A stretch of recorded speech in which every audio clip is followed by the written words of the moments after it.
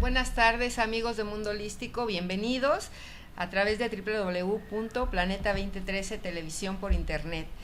El día de hoy, pues como les prometimos, es una entrevista de honor y pues nada más ni nada menos que al escritor, abogado, ensayista, historiador, el maestro Antonio Velasco Piña, que pues ha dejado un gran legado y todavía lo que falta que nos comparta. Él es autor de varias obras y pues principalmente nosotros sabemos que pues es del México antiguo en relación al conocimiento, la forma de vida, la espiritualidad sobre todo. Y pues aquí lo tenemos, maestro, bienvenido. Muchas gracias a su programa Mundo Holístico una vez más, pero el motivo de esta entrevista ahora principalmente es porque pues usted vi que participa en el documental Ahora, del Anahuaca Interno, de aquí del productor Oliver Pliego, y pues qué bueno verlo ahí en ese documental que ya está dando vueltas por el mundo y todo lo que falta. Así es. Maestro, pues bienvenido. Y Oliver, ¿quién te dio la información de que tenía que estar también ahí? Porque tú no estabas como digamos relacionado con todo esto le dicen movimiento de la mexicanidad. Nada. Y llegaste a las personas claves. El maestro Antonio Velasco Piña, pues bueno, es un ícono en todo este movimiento, sino que digamos de los iniciadores. Muchas gracias. Sí, es el pionero. De hecho, justamente platicábamos, en el camino de eso, de que como yo, muchos entramos a este tema por el libro Regina.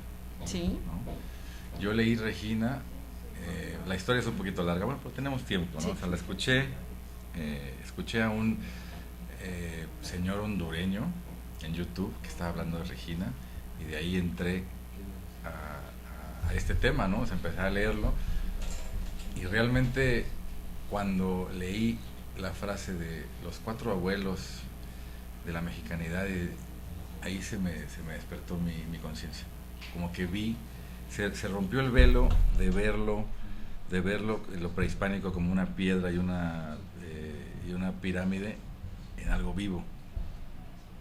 Eso fue lo que me pasó con Regina y creo que a todos nos ha pasado eso con Regina. ¿Y de ahí fue tu primer contacto con el nombre de Antonio Velasco Piña? Sí, el primero, y aparte yo también siempre había sentido, de hecho he dicho, que como que siento que yo me morí en otra vida, yo me morí en Tlatelolco también. Entonces sí, me fue enigmático el libro, ¿no? De verdad que me metió en ese mundo de Regina y acabé haciendo pues casi lo mismo, ¿no? En el documental voy en búsqueda de abuelos de conocimiento para que lo compartan y Regina al final acaba haciendo eso. Reuniones de mexicanidad con abuelos para que este conocimiento se esparza en los corazones del mexicano. Y ese es el movimiento neo-mexica, se le puede decir, o mexicayotl que está en este momento, ¿no? Entonces sí, entré por Regina y pues aquí sigo. Y es bueno ese documental porque aparte de que habla obviamente de la cultura ancestral, pero el maestro lo ve también desde un punto histórico, lo ha investigado y que vean también las personas que creen que este movimiento de la mexicanidad solamente es que se quedan en lo ancestral, cuando somos actuales, maestro, cuando usted ha hablado mucho de que hay que traer el despertar de la conciencia y aprender a vivir con él e interesarse, pero en el México actual, pero basándonos en todo de dónde venimos. Sí, de hecho lo conozco por Regina, pero para el documental es por Tlacaelel, es por el libro también. De Tlacaelel, que es la controversia más grande, ¿no? De Tlacaelel ¿quién es Tlacaelel, ¿no? Entonces, pues bueno, aquí el maestro sabe quién es Tlacaelel perfectamente bien, porque es un personaje clave, ¿no? En la historia de México, o sea, es un parteaguas de la filosofía que tiene el mexicano ahora, ¿no? Sobre todo es un personaje que nos dio la lección de que una etapa de decadencia como la que está viviendo actualmente en México se puede revertir muy rápidamente con esta palabra clave que es dar educación adecuada. Es decir, cuando uno se empieza a formar a los niños con una educación que les permita a ellos encontrar realmente cuáles son sus aptitudes naturales, cuál es su verdadera vocación, esos niños en una sola generación transforman totalmente a la sociedad. Claro. Recordemos que la sociedad Tenochca pues, era una sociedad muy primitiva, digo, no se había formado dentro de los grandes de centros culturales de México prehispánico, y sin embargo, a la hora que ellos claro, establecen conexión con ese pasado ancestral, lo que tenemos que hacer nosotros, toman las soluciones que se dieron a los problemas claves de la sociedad y los aplican, pues inmediatamente cambia todo, ¿no? Es decir, problemas que ahorita nos pueden parecer totalmente insolubles. ¿Cómo poder resolver el problema de la contaminación? Bueno, obviamente mientras no tengas la conciencia que te permite entender qué es lo que estás haciendo mal, no lo vas a poder resolver. Pero si te educas adecuadamente, por supuesto que se resuelve rapidísimamente, ¿no? Y cualquier problema, cuando se tiene el nivel de conciencia adecuado, se puede resolver muy fácilmente, que es la gran lección que nos dieron ellos. Pero visto precisamente como estabas tú mencionando, no son las culturas prehispánicas, no son objeto de museo para decir, ay, qué curioso, qué cosas hacían. Que ahí se quedó. No. La herencia que ellos de conocimientos y de sabiduría que nos legaron es para aplicarse en este momento a los problemas actuales, ¿verdad? Necesitamos recuperar, por ejemplo, no solo de los aztecas, todavía irnos más atrás con los mayas. ¿Cómo es posible que ellos hayan podido dirigir grandes centros ceremoniales en un medio tan delicado como es el de la selva? Bueno, para empezar, porque conocían perfectamente bien cómo funcionaban los ecosistemas, entonces claro, no los destruían, que es lo que hacemos nosotros, sino se adaptaban a ellos. Pero algo todavía más asombroso que lograron hacer ellos: cada centro ceremonial maya está hecho siguiendo una escala matemática y astronómica para lograr percibir cierto tipo de energías de determinada constelación. Entonces, no nada más respetaban el medio ambiente, sino que se adecuaban de tal forma a él que las energías cósmicas las sabían aprovechar en su beneficio. Los aztecas hicieron el prodigio de tener una ciudad en medio de un lago sin contaminarlo. Imagínense si ese lago existiera ahorita, sería el depósito, una maravilla. Sería el depósito más grande de basura del país. Pero con la educación, todo el mundo, con la educación claro, de ahora. Ahí no se arrojaba la menor basurita, ¿no? Sí, todo, con la actualidad. Había un respeto al funcionamiento, pero los mayas hicieron algo más que respetarlo, hicieron que se adecuaran a las energías cósmicas. Por ejemplo, los terremotos actuales pueden ser resultado de dos causas. Una, que la Tierra como ser vivo que es, pues está defendiendo de nosotros, ¿verdad? Es decir, somos una plaga. Entonces primero hay que no atacarla, ver qué es lo que estamos haciendo rol y medio de depredación y destrucción del medio ambiente que le está afectando a la salud del planeta. Pero aún con eso, de todas maneras, si la Tierra es un ser vivo, tenemos que conocer cómo funciona su organismo y adecuarnos a él, no nada más no atacarlo, sino digamos, armonizar nuestras energías y nuestra actuación con las de la Tierra, que es lo que lograban hacer los mayas. Entonces, claro, eso es un avance todavía mayor, que no nada más no atacar a la Tierra para que ésta no se defienda de mí, sino en tal forma me armonizo con ella para conjuntamente la conciencia de la Tierra y la conciencia de la humanidad se unifican y se hacen grandes avances. Sí, ese pensamiento filosófico, como lo mencionan en el documental, el pensamiento filosófico del mundo antiguo, hacerlo actual. Para beneficio del planeta. No es nada más una curiosidad intelectual para ver cómo funcionaba, no, es cómo debemos funcionar nosotros aplicando las soluciones que ya ellos sabían cómo hacerlas. No tenemos que inventar el agua tibia, ya está inventada, es cuestión de saber cómo calentar el agua para obtenerla, ¿no? Sí, no solamente lo intelectual, que usted realmente abarca todo eso, porque además el maestro fue cofundador de Ciudad Universitaria, o sea, qué interesante. Y ahora pues ahí está el legado de todo el trabajo y de que un sueño se puede hacer realidad. En los murales de CEU está plasmado todo ese conocimiento, sí, ¿no? Ciudad Universitaria realmente fue los muralistas fueron los primeros que empezaron a dar el mensaje, ¿no? Los muralistas como que fue una antena que se prendió rápidamente y nos conectaron a través de los murales con gran parte de la sabiduría. Sí, porque además ahí se plasma y cuando uno los ve así despierta esa información genética, ¿no? Al ver toda la historia que hay en los murales. Exactamente, sí. Y que se tiene en los mercados, en los tianguis. También. Sí. O sea, no, y en la genética como del dices, no es algo filosófico. Sí, no es un filosófico, pero es aplicado. Y en la genética del pueblo de México está todo eso, no es casualidad. Eso, por ejemplo, una vez que platiqué con el Bernardo Quintana, el fundador de la ICA, me dice, ¿usted cree que los herederos de los que hicieron las pirámides no pueden hacer grandes presas y grandes carreteras? Claro que son los mismos que las están haciendo, porque hay una genética que que ya está inmersa en todo el ser del mexicano, ¿no? Es cuestión de despertarla. Y usted como educador, porque toda su vida y además cofundador de la Ciudad Universitaria, ¿cómo sugiere que podamos, bueno, porque usted lo aplica con tantos alumnos que ha tenido, pero así para todos pues, los ciudadanos, ¿cómo podemos educarnos? Primero, tenemos que entender que el sistema educativo actual, tal como funciona, es un desastre absoluto, ¿no? Recuerdan ustedes que realmente la que estuvo funcionando como secretaria de Educación durante no sé cuántos sexenios, una señora, Esther Gordillo, que lo último que le interesaba era que se educaran los niños. Lo que le interesaba era tener un instrumento de control político para tener siempre un puesto relevante dentro del gobierno y estar manipulando todo. Entonces, todos estos años han sido años no solo perdidos, sino han sido nefastos para el sistema educativo en México. Pero hay dentro de los maestros hay muchos que están deseosos de realmente funcionar como auténticos maestros. Entonces necesitamos enseñar a los niños todo, cómo respirar, cómo comer, cómo caminar, cómo estudiar, cómo convivir. Todo eso se tiene que reaprender, ¿sí? Porque no lo sabemos hacer. Es decir, algo tan elemental como la respiración hay que enseñar. Sí. La comida, por supuesto, es fundamental. La caminata, todo eso hay que reaprenderlo. Pero se está empezando a hacer, en forma espontánea por grupos que han empezado a influir en las escuelas donde los mismos maestros dicen, bueno, es que realmente esto es un desastre.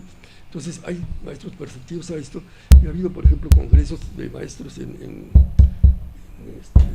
Tlaxcala, ¿sí? En donde se han difundido eso, y entonces empiezan a hacer caminatas rituales, empiezan a hacer ejercicios de respiración, por ejemplo. Esto es gimnasia, y más gimnasia para Nayama, unos cuantos minutos. Se está extendiendo esto como una gota de aceite que se va extendiendo, pero desde luego falta muchísimo por hacer, ¿no?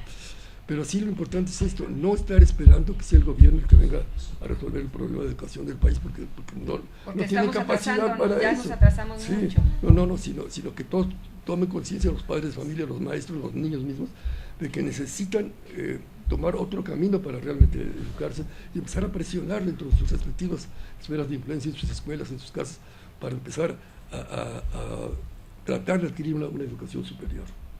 Sí. Maestro, usted que estuvo también, participó en el movimiento del 68, que es mundialmente conocido, ese movimiento, sí. Es pues de alguna forma una lucha, hacer una revolución, sí. Y como revolucionario, sí. Y que usted decía que la no violencia. Sí, porque mire, ¿qué es lo que están haciendo los zapatistas? La revolución, claro que se tiene que hacer, pero no debe ser una revolución violenta, sino una revolución de conciencia, porque si no vamos a caer en lo que siempre ha pasado, se hace una revolución, se quita el gobierno, se ponen otros, y nada más es un quítate tú para ponerme yo. Entonces eso no soluciona nada, simplemente cambió la cara, pero el sistema sigue siendo exactamente igual, porque iban a eso, me explica, si tú estás robando, ahora me toca a mí, ahora ¿no? Me toca a mí. Sí, así. No, se trata de hacer una revolución de conciencia, y eso, insisto, también se está haciendo en una forma todavía que falta mucho por lograr, pero ya hay conciencia de que estamos mal, porque cuando uno cree que está bien, pues no va a cambiar nada. Y ahorita ya todos nos damos cuenta que esto está muy mal, entonces hay que cambiarlo, ¿no? Sí, primero entonces aceptar que esto no funciona. Mal. Sí, es lo mismo de los alcohólicos. Mientras yo, usted es alcohólico, yo dejo de tomar el momento que quiero. Tengo que aceptar primero que sí soy alcohólico. Segunda, que no tengo fuerzas suficientes para dejar de serlo y que tengo que invocar a algo superior a mí. Lo mismo aquí. Tengo que reconocer que estamos muy mal y que si no pedimos la ayuda de arriba, llámenle como ustedes quieran, de acuerdo con la creencia religiosa que tenga, pero necesitamos esa fe de saber que sí se puede uno conectar con una dimensión superior en donde uno recibe ayuda, entonces ya empezar a actuar, ¿no? Pero ya es la única forma de cambiar. Yo creo que problemones como el que estamos ahorita enfrentando de los terremotos son una sacudida de conciencia que nos hace ver mismo. Oye, no estás esperando que el gobierno te venga a ayudar. Si viene, pues qué bueno, pero el problema es tuyo. La ayuda a la casa es tuya. Los parientes que están ahorita sepultados son tus hermanos, son tuyos. No estás esperando. Porque si no hacemos nada. No hacemos nada. Y como lo vimos ahora en el terremoto que tuvimos, la población rebasó al gobierno. Totalmente. O sea, qué bueno, se tiene que bueno. decir qué bueno, sí. porque no hay que esperar hasta que vinieran y nos avisaran y nos mandaran ayuda. Las personas se quitaban su chamarras a donde iban pasando, o se ponían a trabajar a levantar hasta piedras. Había terremoto y ya la gente está yendo a ver qué podía hacer en los ríos. Eso demuestra que ya hay un nivel de conciencia buenísimo, buenísimo. Y qué bueno, porque si no es así, realmente el país está muy mal, estamos destruyendo el país, lo estamos vendiendo a los mismos que de siempre, ¿no? El petróleo, la minería, todo están depredando el país, las compañías extranjeras con la cuestión de la minería. Entonces todo esto tiene que cambiar y ya, pero yo la verdad soy muy optimista. Mire, como me ha tocado recorrer el país, he encontrado ya cada grupo organizado haciendo maravillas, pero maravillas. En Ciudad Juárez, por ejemplo, no sé qué tanto tiempo tengamos, pero no sé si ustedes sepan lo que realmente estaba pasando en Ciudad Juárez, que eran rituales satánicos lo que estaban haciendo. Estaban, a las mujeres no nada más las violaban, sino les iban arrancando los ojos, la lengua. ¿Para qué? Para producir una situación de terror en ellas, que es lo que se alimentan estos grupos de narcotraficantes que practican esos rituales satánicos. Entonces, ¿qué ocurrió ahí? Bueno, primero mucha gente salió corriendo de Ciudad Juárez, pero los que se quedaron, entonces empezaron primero a romper el sectarismo espiritual, de decir, bueno, yo soy católico, tú eres protestante, vamos a orar juntos, pero luego dijeron, bueno, ese consejo se los dieron los arámoris y los tarahumaras, dijeron, lo que ustedes necesitan hacer es preparar guerreros espirituales, pero nosotros no les podemos dar el instrumento porque se necesita hacer tarahumara, ellos se preparan a base de carreras rituales, y eso si uno no es tarahumara no puede uno aguantar, ni un campeón de las Olimpiadas estar corriendo todos los días, claro.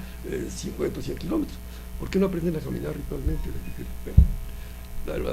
hará como 15 años o más o menos que se hizo la primera caminata ritual ahí en Ciudad Juárez, Diego, y el que se las iba a dirigir, porque dijeron, aquí en Ciudad Juárez hay una gente de tradición tolteca que les puede enseñar cómo caminar ritualmente para formar guerreros. Sí, es también otro tema que vamos a tocar con usted, lo de la caminata, porque el maestro tiene muchos años en la caminata ritual y más ahí en Chapultepec, que es tan poderoso. Sí, es un centro, es un bosque sagrado, entonces esto es bien interesante lo que pasa ahí. Entonces llego yo al lugar donde iba a hacer hace 20 años la primera caminata, y me dice, mira, esto no es posible, dice, estas mujeres vienen a hacer la caminata ritual y traen pantalones, y esas creen que están encendiendo un saumador, se ve que no tienen ni la menor idea de cómo funciona un saumador. Dije, no, si no la tienen, no la van a tener, no se los enseño, tómense la molestia de hacerlo y ya después. Pues empezó a hacer, me siguieron invitando a las caminatas rituales, y les voy a comentar nada más las 2 últimas veces que he ido hacia Juárez con lo que me he encontrado. Hace 3 años fui, y entonces estaba yo dando una plática, terminé la plática y perdón, ¿qué tanto tiempo teníamos para Mucho. Sí, bueno. Ya está. Sí, todavía tenemos más. Mucho, Usted mucho. hable, por favor, Entonces, por eso ni queremos se me acercan 2 muchachos y me dicen, oiga, fíjese que como hoy es miércoles, la guerrera que dirige las caminatas rituales no pudo venir porque es cuando recibe en su casa a las madres que les han matado a sus hijos y quiere que ustedes vayan a decir algo. Y dije, bueno, no le puedo decir nada a una madre que le han matado, pero a ver qué dice ella. Llego, ya se pueden ustedes imaginar el ambiente, había muchas mujeres, un dolor tremendo. La peor tragedia que puede tener el ser humano es perder un hijo. Sí, seguro. Entonces me dice, bueno, mire, llorando unas, otras rezando. Dice, aquí, como usted ve, hay distintos estados de conciencia, pero hay algunas que ya perdonamos a los asesinos de nuestros hijos, y eso ya no lo puede hacer cualquiera. Pero luego me dijo una de las cosas más sorprendentes, me dice, pero ya otras les damos las gracias de que los hayan matado. Dijo, oiga señora, ¿qué le pasa? Dice, sí, porque gracias a eso ya nosotras sabemos, no como una concepción de tipo religioso o filosófico, que la muerte no existe, no se puede matar absolutamente a nadie. Por ejemplo, para la caminata de mañana, hay algunas personas que me dicen, bueno, como tú estás loca, pues ves a caminata, pero si ya te vas a matar una hija, no serás tan tonta de llevar a otra para que también te la maten. Dice, bueno, si alguno de mis hijos todavía cree que la muerte existe, pues obviamente no la voy a llevar. Pero si no es exactamente igual como si le invitaran un día al campo y le dijeran, fíjate que va a ser un día al campo buenísimo porque van a llevar unos pasteles, otras personas van a cantar, recitan poesías. Es muy tonto, dijera, no, porque si se me ensucian los zapatos. Sí, claro. Dice, luego me dice, ¿por qué esta guerra? Eso, ojo, porque es esta guerra no la van a ganar los hombres porque se están dando de balazos, que van a matar a todos los narcos y van a matar a todos los adictos. Esa guerra es una guerra que se va a ganar elevando la conciencia de nada más, es una guerra de conciencia, no de balas. Cuando se eleve la conciencia de los adictos, pues van a dejar de ser adictos. Cuando se eleve la conciencia de los narcos, van a dejar de serlo. Y ellos también son nuestros hermanos, los adictos y los narcos, y nuestra responsabilidad es elevar la conciencia. El día que en México no hay un grupo de mujeres que no sepa cómo elevar la conciencia del país, el país será perdido. Pero mientras haya guerreras que lo sepamos hacer, esta guerra se gana sin lugar a dudas. Dije, señora, tienes toda la razón. ¿Cómo van a asustar a esta señora? Fíjate que te vamos a matar. Ay, por favor. Vamos a matar a los hijos, pues, a la voz de Dios. Son guerreros invencibles. Eso fue hace 3 años. Este año fui otra vez a Ciudad Juárez. Por supuesto, este grupo que hacemos los caminos de Ciudad Juárez ha preparado ya un grupo de guerreros espirituales impecables. Todos ellos ya superaron esa ilusión de la separación, de que me pueden matar y que ya están en otro nivel de conciencia. Entonces llegaron y me dicen, bueno, fíjese que ojalá este señor Trump haga su muro, porque lo que va a hacer, nos está dando la oportunidad, conforme él vaya haciendo su muro, el muro que es el resultado de miedo y de odio. Sí. ¿Por qué hago un muro? Pues porque tengo miedo y porque los odio, porque no son como yo. De este lado nosotros vamos a ir haciendo, donde él vaya haciendo el muro, ya me enseñaron los amigos que tienen un mural en donde se refleje todo lo que el amor ha producido en la humanidad. Mire, ya tienen el proyecto. Ya tienen el proyecto. Sí. Y ahí se va a pintar lo mismo el Taj Mahal, lo mismo la Capilla Sixtina y los grandes seres, lo mismo Cristo que Buda, que Quetzalcóatl. ¿Sí? Y con esta idea, este mural vamos a ir haciendo que lea la conciencia de las dos partes, es decir, que para los que pueden regresar, vean esto y participen en la creación de este mural, para que el día que se termine de construir el muro, de los dos lados toda la gente se lance a destruirlo. Hacer lo mismo que hizo en el muro de Berlín. Cada quien llegue, tome su piedrita y se la lleva y se lleva. Ojalá que hagan ese mural, porque va a ser ese muro, porque va a ser el mural más, más maravilloso que ha hecho la humanidad, de varios miles de kilómetros dedicados a exaltar el amor. No, y no en forma poética. ¿no? Porque no las personas solamente oyen muro y ya también están odiando. Y también odio y miedo. Sí. No, exaltar lo que ha producido en la humanidad, no el odio y el miedo, sino el amor, ¿no? Las grandes realizaciones de la historia de la humanidad son resultado de eso, que ha habido esos seres que han podido llevar a la humanidad a un camino de paz y de superación y espiritualidad a través de su ejemplo. Sí, entonces a través de esto que ahorita nos comenta, maestro, pues me recuerda Tlacaele, bueno, usted de su libro, primero, sí. Un joven, que al final termina, pues, digamos, dando sus ideas, de Tlacaele al retorno de las águilas y los jaguares. Sí. Y usted ahí nos ha platicado toda la historia que hemos vivido desde cuándo, ¿verdad? Sí, mire, el retorno de las águilas y los jaguares es importante porque ese libro yo lo pude hacer gracias a que el general Tomás Ángeles Tabajara, le venía platicando a él, que es el mejor militar que tiene México. Él elaboró un plan de estrategia, pero de estrategia de veras, sí. No lo que está haciendo ahorita. Por darle algunos ejemplos, cuando los soldados llegan a una población, deben tener el suficiente valor para llegar sin armas y llevando despensas de comida, y llegando a decir a la población, que ya sabemos que aquí están los narcos, ¿qué te están haciendo? No, pues que me están haciendo esto. Los narcos han ido ganando la voluntad de la gente, sí. Le dan dinero para que siembren, arreglen iglesias, escuelas, etc. Vamos a hacer lo que hacen ellos, pero mejor. Tenemos electricistas, mecánicos, albañiles. Entonces, cuando se ganen a la gente, entonces sí va a ser muy fácil combatir al narco, porque ahorita están totalmente vinculados con la gente. Si se separan, entonces ya la misma gente los va a denunciar y va a apoyar al ejército para que los combata. En el plan de estrategia, él tomó como ejemplo la guerra de Vietnam. Dijo, el país más poderoso del mundo no pudo acabar con las guerrillas vietnamitas. ¿Por qué? Porque tenía el apoyo de la población. Y hubo un momento en que dijeron, o les echa la bomba atómica, o declaramos que partimos la guerra. Sí, y esta guerra está perdida mientras el ejército no tenga la voluntad del pueblo que lo está apoyando. Cuando le presentó este plan al presidente Calderón, lo mandaron jubilado a su casa. Cuando lo dio a conocer en público, lo metieron a la cárcel. Lo metieron a la cárcel y pegaron lo tuvieron encerrado a oscuras. Espantosas, le desprendieron la mácula y la retina de los ojos, le fastidiaron los riñones y la cadera. Por favor. Y el señor dice, esto no tiene nada de raro, yo soy un soldado, mi país está en guerra, ni siquiera me mataron, pues, ellos cumplieron lo que tenían que hacer y yo lo mío. Y sigue dándole asesoría a las personas que están haciendo esta guerra espiritual de cómo deben de comportarse en las poblaciones donde está el narco, sin utilizar jamás un arma, sino siempre instrumentos de elevación de conciencia. Tenemos militares como eso, tenemos maestras como las que les estoy diciendo que están haciendo. Entonces tenemos unas reservas espirituales en este país impresionantes, maravillosas. Lo que pasa es que ese tipo de gente nunca sale en la televisión. No se les difunde. Ni son premiados por el gobierno ni por los medios, ¿no? Pero existen y están actuando. Entonces yo lo que siempre digo, mira, donde tú estés, tú puedes hacer algo. No necesitas balancearte, pero tienes que elevar tu conciencia. No, si te quedas donde estás, te estás siendo ya una rémora, porque se necesita crear una masa crítica de personas que logren dar un avance, y esto va a producir un avance. Estamos en el umbral de una mutación de conciencia de la especie humana, que pase del estado actual de sectarismo, de división, de aislamiento, a esta unidad espiritual.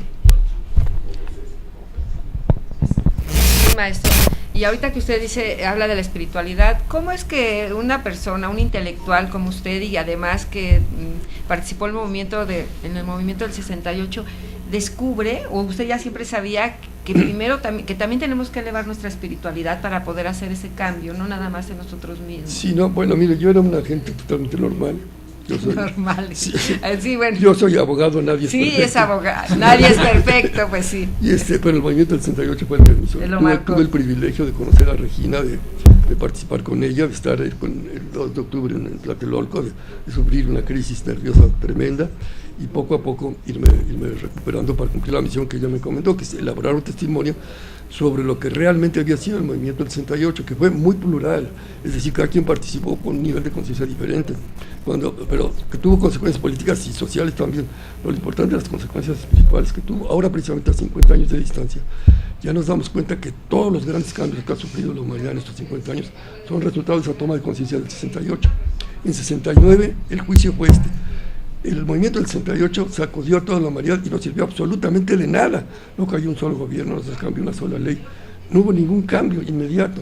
Pero ahorita vemos que todos los grandes cambios fueron resultado de esa toma de conciencia. Ejemplo, 20 años después, en el 68 todos los países todos los pueblos de los países comunistas se dan cuenta que no existía tal comunismo, que era puro cuento, que en realidad se vivía en unas dictaduras burocráticas.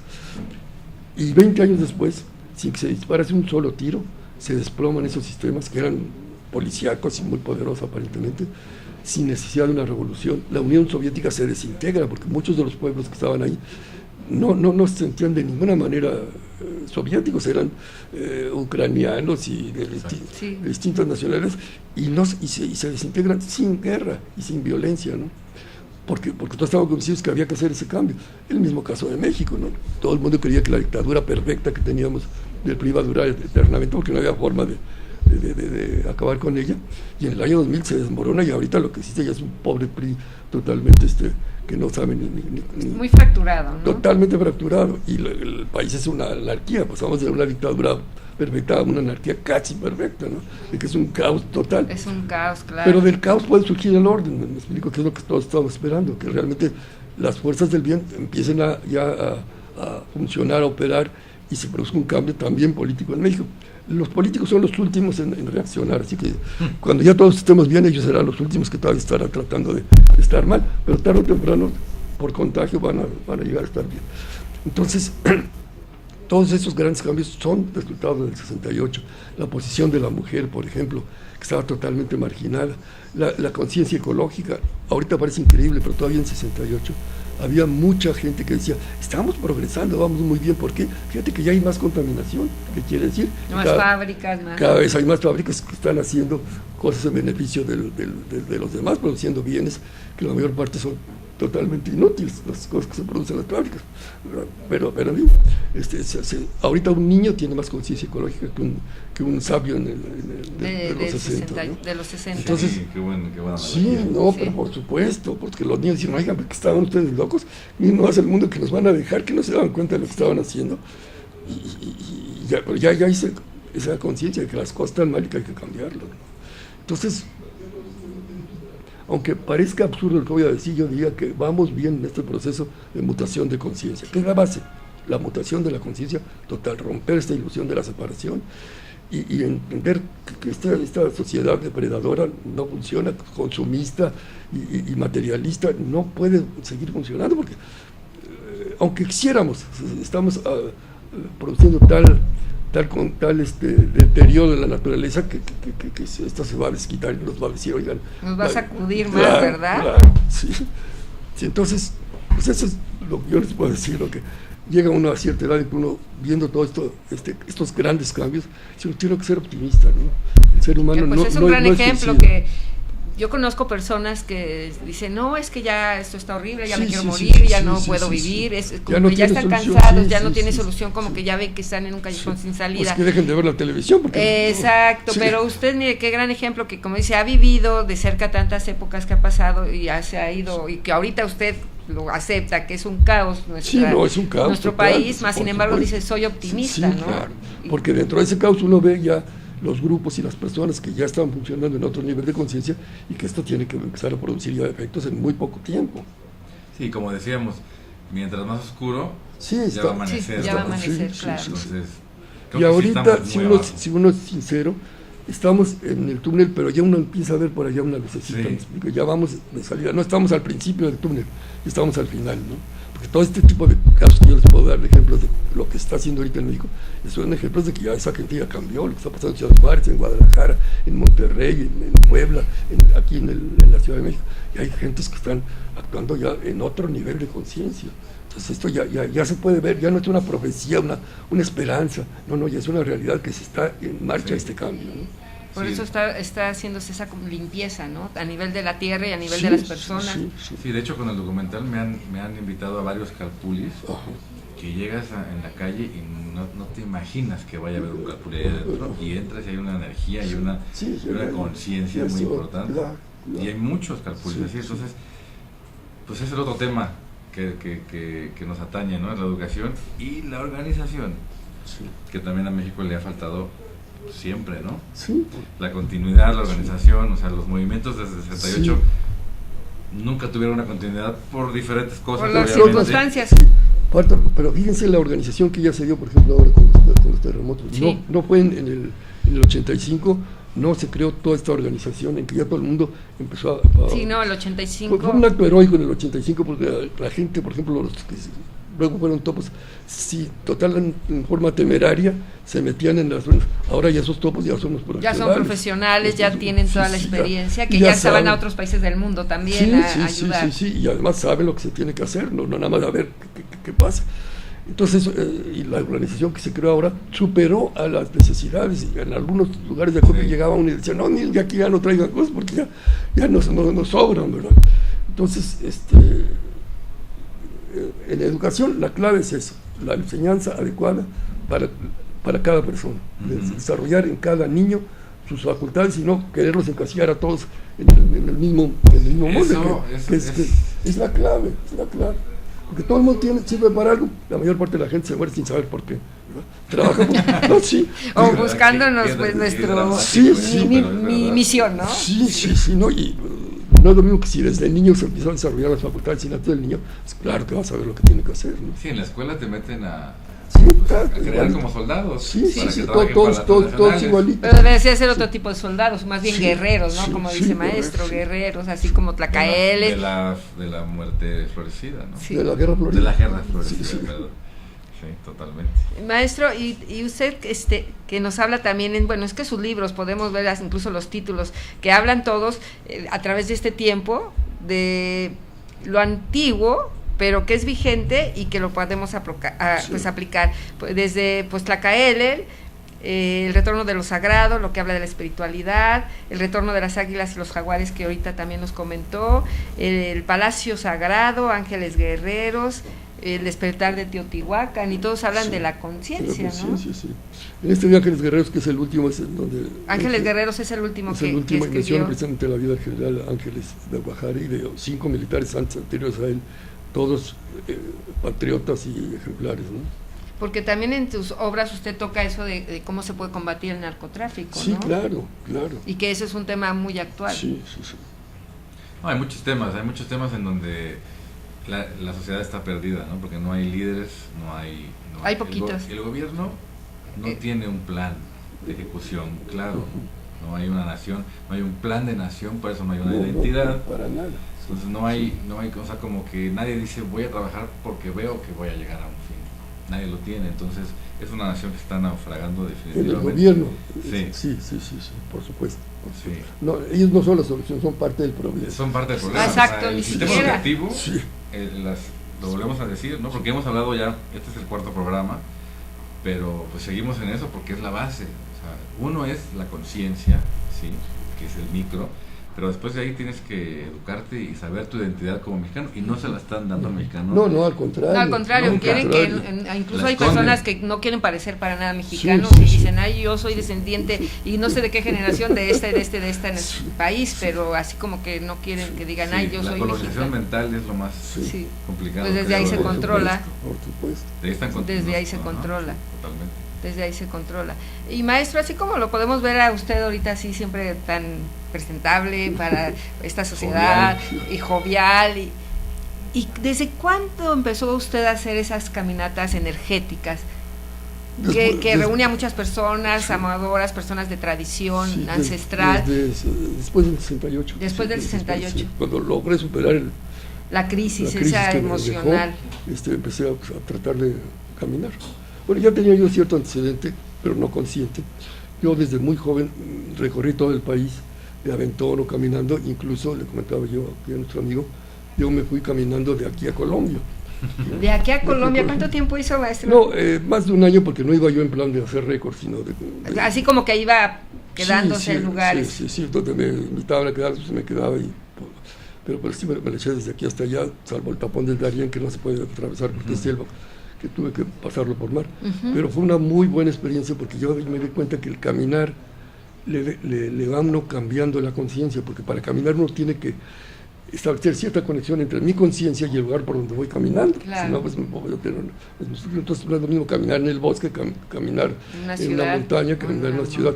Entonces ese intento de adaptarme al ambiente a través de la caminata lo aprendí en forma inconsciente. Hay toda una serie de medidas para hacerlo adecuadamente. Desde luego les doy la clave para caminar correctamente, es caminar en silencio interno. Sí. ¿Me explico? Es decir, no nada más en silencio externo, porque uno puede estar callado de boca y estar pensando tonterías. Sí, otras cosas. Que normalmente lo que uno hace. Es lo que pasa. Ahí tengo que pagar el teléfono, tengo que hacer. Sí, o peor algo, el ego, que siempre está hablando que tú eres una maravilla y los demás son de lo peorcito. Es decir, estar criticando a los demás y alabándose uno, ¿no? Entonces, cuando uno logra establecer ese silencio interno, empieza a resonar adentro de uno la voz de lo sagrado, ¿no? Y es cuando uno aprende algo de las caminatas. Pero se aprende a caminar caminando, ¿no? Es como se aprende a nadar nadando. Y si se camina en los lugares sagrados, en las rutas sagradas, en las fechas más adecuadas, pues todo se conjunta. Se potencializa esa caminata. Pero sí cada quien tiene su forma de ampliar la conciencia, pero esa es una de ellas, las caminatas rituales. Los huicholes son los que han preservado en mayor grado el conocimiento de las caminatas. Por 40 días. Sí, ya son caminatas de veras, no de horas, sino de 40 días. Son los maestros de eso. Pero para otras personas pueden ser las danzas sagradas, por ejemplo, que también están al alcance ya ahorita de todo el mundo. En México, no sé si ustedes sepan, pero hubo unos mexicanos que fueron a aprender una danza sagrada al Tíbet, bueno, a la parte donde ahora están refugiados en Dharamsala, el Dalai Lama y todos los lamas, aprendieron una danza sagrada, la combinaron con una danza sagrada mexicana y la enseñan en la Casa del Agua aquí en Chapultepec. Aquí, sí, todo está allá al alcance, ¿eh? Lo mismo los libros sagrados que antes, bueno, ahora el yoga, descarga uno de internet. El yoga, cualquiera puede aprender a hacer yoga, y antes se ir a la India y no se lo enseñaban a cualquiera, pero es extranjero, no, vamos a enseñar unas cuantas asanas porque esto es nuestro, ¿no? Y ahora toda la sabiduría de todas las culturas del pasado están a nuestro alcance. Están muy cerca. Menos la nahuaca. Bueno, ¿no? Pero es la más lejana. Fue la última en abrirse, ¿no? Ajá. Fue la última en abrirse. Precisamente la anécdota es esta: Regina les dio la orden a los 4 máximos guardianes de tradición de México, de que, oiga, porque se quejó uno de ellos, el que los representa a todos, que es la Olmeca, si a nosotros, los que no somos ni indígenas ni españoles, sino ya mexicanos. Sí, ha pasado dijo, oye, eso. le dijo, toda la sabiduría ancestral de México la tienen aquí nuestros compañeros, los que están presentes, la tienen reservada exclusivamente para ellos. Pues ella dijo, no, pues ábrala. Entonces le dijeron ellos, los máximos, mira, nosotros somos los máximos representantes de las tradiciones indígenas, vamos a dar la orden y no nos van a hacer caso. ¿Por qué, dice Regina? Porque los indígenas en México han logrado preservar así, gracias a que cualquier orden que se les dé dicen, sí, como no, ahorita la hacemos, y no la cumplen. Entonces ella dijo, entonces la orden se la voy a dar a una persona que no solamente es supremo guardián de tradición, sino que es un santo, que era don Faustino Rodríguez, un señor que desde muy joven, él personalmente hizo votos de castidad y de entregarse al servicio de los demás, y vivió toda su vida en ese plano, que era el guardián del viento del este. Entonces él fue el primero que abrió las danzas sagradas prehispánicas a personas que no fueran indígenas. Que no fueran, por supuesto, sí. Le vinieron unos ataques tremendos de sus propios compañeros. Dijeron, mira nada más lo que has hecho, ahora ya cualquiera entró contigo, hace su grupo y ya se siente que es la reencarnación de Cuauhtémoc y no es más que un pobre fanático. Entonces dijo, no, se necesitaba eso también para que así las personas que quieren aprender esto se meten ahí y se dan cuenta, no, esto no es lo que yo estaba buscando. Entonces ya irán a dar a donde sí bueno, para que se estableciera un punto de comparación, se necesitaba que las cosas les hicieran mal y así gracias a yo voy a poder saber cuando sí las están haciendo bien. Y a Dios gracias, al final de su vida, sí, cuando murió, por ejemplo, estuvieron presentes todos los grandes guardianes de tradición de México, le cantaron una alabanza muy especial, que solo se le cantaba a los grandes jefes concheros, pero no fue fácil para él, ¿no? Y se abrió también las danzas sagradas. ¿Usted practica? Sí, que también practico. No, y sí, como dice usted, también es una meditación, porque puede, lo digo por experiencia, uno empezar a danzar y a lo mejor los primeros minutos y uno ya empieza un poquito cansado, pero no, después, 4 horas seguidas danzando, sí. sin comer, sin tomar agua, sin querer ir pues al baño, nada, te desconectas y ya te pierdes en el tiempo no existe, y entonces ya te conectas, pues una meditación, si uno se conecta es una meditación, como dice, no estar pensando, si no estoy haciendo bien el paso, o a lo mejor estoy al revés, no, ya fluye. Y sí, es muy, pues bueno, es una experiencia, y yo agradezco que hayan podido llegar esas danzas a todas las personas que no nacimos en una comunidad. Exactamente, ¿no? Sí. Pues claro. Eso es muy reciente, ¿eh? Sí. Está bien de 68 para acá, como todos los grandes cambios.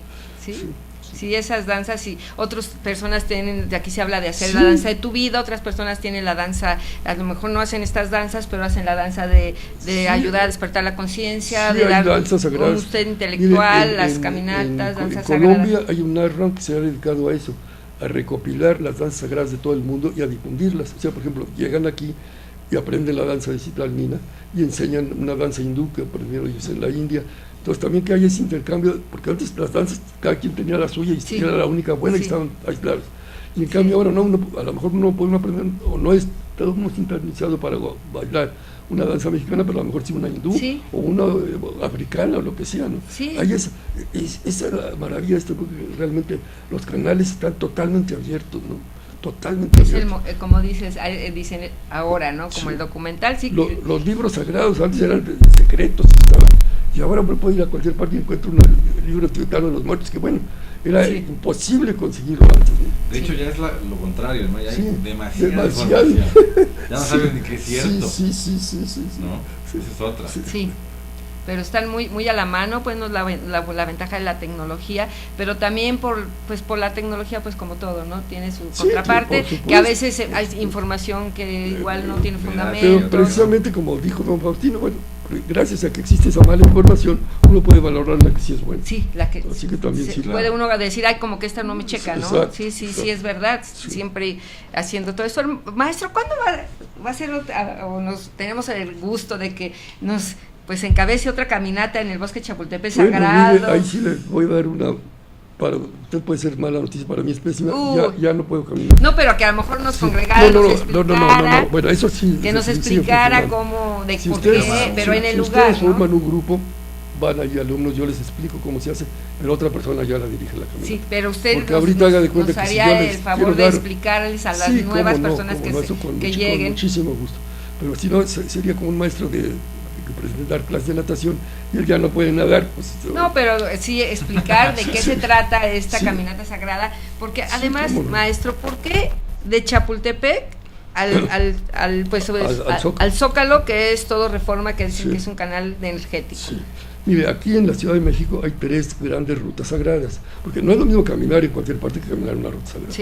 Entonces hay una ruta que es que va de Chapultepec al Zócalo. Chapultepec es la puerta de entrada ritual para entrar al Zócalo. Recuerden que los aztecas, después de su larguísima peregrinación, estuvieron acampados en Chapultepec y no los dejaba el sargento, que es el que tenía el control de eso, llegar hasta el centro, hasta que no tuviera el nivel de conciencia para pretender fundar una ciudad sagrada.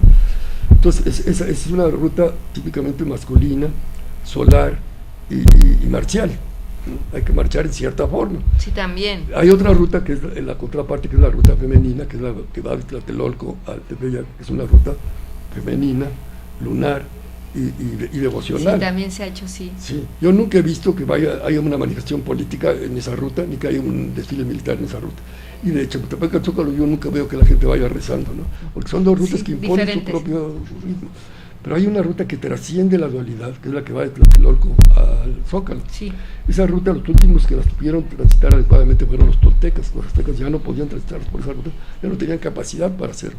Esa ruta se empezó desde 1988, cuando se cumplían los 20 años del 2 de octubre, a intentar recuperar.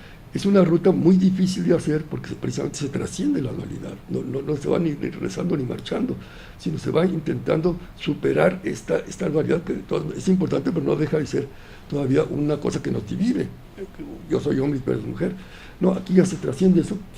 Y se han hecho ya 5, cada vez que el 2 de octubre, que hay en domingo, se hace esa caminata. Sí, a mí ya me tocó una vez portar un cuarzo como obelisco blanco, de ahí del Zócalo, de Tlatelolco al Zócalo en silencio, y fue, bueno. Sí, es otra experiencia muy distinta a la de Chapultepec. Qué bueno, porque esto, si no se hace, pues todos son palabras, ¿no? Solo son usted palabras. ya la hizo, sabe que sí es real esto, ¿no? Que sí, es una ruta importantísima. El año pasado cayó en domingo y se hizo esa caminata. Han venido gente de todas partes del mundo para hacer esa ruta. No demasiadas, porque si la gente no se ha preparado antes caminando en otras rutas, difícilmente la va a poder hacer bien. Entonces es mejor que la gente que vaya a eso ya tenga cierto entrenamiento, como es el tener participación en rodanzas sagradas. Le va a ser muy fácil, si no va a funcionar, ¿no? Sí, y sí es verdad, maestro, porque era un cuarzo, de veras, no miento, no sé, Said si lo recuerda, como este tamaño, muy pesado, sí. Y cuando ya estábamos por salir dije, yo no aguanto me hubiera traído un rebozo, ¿cómo lo voy a cargar? Sí. Pero bueno, ya fui, ya como después saliendo de cierto tramo de ahí de Tlatelolco, era una pluma. Sí. Era una pluma y no pasó porque nada. Lo estaba ¿no? haciendo bien. Sí. Se tienen ese tipo de experiencias que realmente están ya en otra dimensión. Es una ruta difícil, pero se puede hacer. Va a ser cuando ya hay cierto entrenamiento anterior, ¿me entiendes? Como la Vision Quest, es decir, 4 días sin agua, ni alimento, ni protección. Bueno, pues no cualquiera lo va a aguantar. Claro, ¿no? Entonces, y no lo debe hacer. Pero ya cuando se tiene cierto entrenamiento, se hace y tienen muy buenos resultados, ¿no? Entonces, todas estas cosas ya se pueden hacer, ¿no? Esas caminatas, entonces, la de Chapultepec al Zócalo, de Tlatelolco al Zócalo. Esa nada más cada vez que el 2 de octubre. Cada vez que cae el 2 de octubre. Y si alguien quiere ir eso, que se vaya preparando antes, haciendo yoga, karate. Sí, hidratándose también físicamente. Porque no es, es muy corta, sí, pero es muy corta en distancia, pero energéticamente es muy fuerte. Sí, es muy fuerte, pero son muy enriquecedoras también. Pues ya nos están avisando que se nos está acabando el tiempo, maestro. Con usted siempre se nos va muy rápido, porque además tenemos muchos temas de que hablar, pero mire, aquí nos están escribiendo en directo. Miguel Romeros Vargas, Istliocelo, dice que saludos, maestro. Una amiga que ella es sanadora de Reiki, es de Argentina, la conozco, ya se llama Silvana, también dice que también de Argentina, nuestra amiga Adriana Payares, qué alegría de ver y que qué bueno que aquí estamos, pues que se pueda compartir en directo, ¿verdad? Esta maravilla. Sí, vea, maestro. Grisel Beltrán dice, gracias por tanto, cada día más conscientes. Rafael Correa o Corres Molina, dice, bueno, mejor de Elba Silvester, pues bueno, están de acuerdo en lo que usted dice, maestro. Erika Valdivieso, un placer escuchar al maestro Antonio Velasco Piña.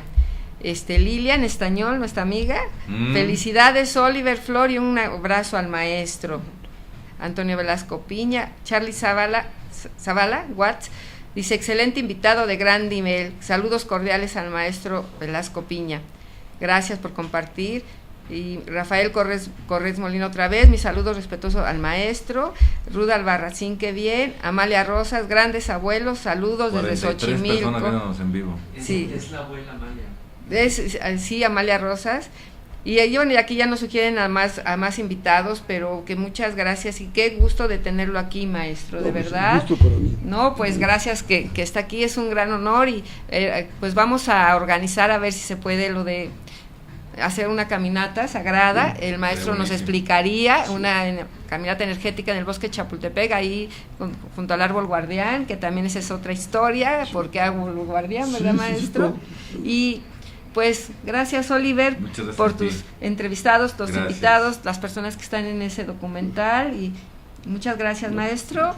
A ustedes, amigos de Mundo Holístico, muchas gracias por seguirnos a través de Planeta 2013 TV, gracias a la producción y nos vemos el próximo miércoles. Hasta pronto.